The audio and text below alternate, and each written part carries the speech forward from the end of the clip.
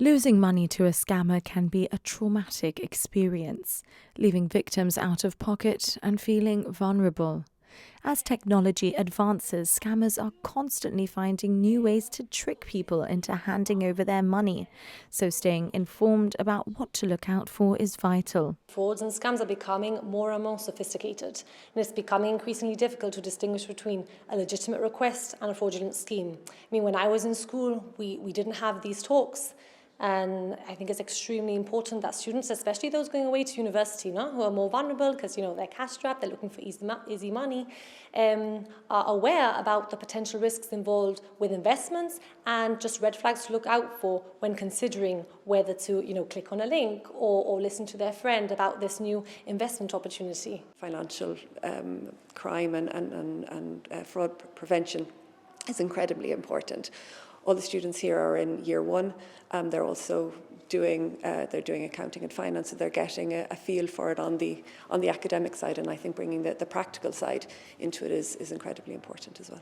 The Financial Services Commission and the Financial Intelligence Unit are reaching out to secondary school and university students over the course of this week, teaching them how to spot and avoid scams and fraud. So Card Manager actually carried out a scenario-based activity on money muling, and then we covered fraud and then different types of scams. So romance scams, again, we're seeing that fraudsters are taking advantage of the growing popularity of dating apps, and they're creating fake profiles to build relationships with individuals and then claim to have problems and ask them to pay for maybe a medical bill or a flight to come and see them, and then as soon as that money is transferred, it just disappears. We're also seeing a lot of delivery scams where companies are set up, fake companies, and fake profiles are set up, and they send out links to individuals asking them to update their email address or delivery address. And obviously investment scams is also a huge one.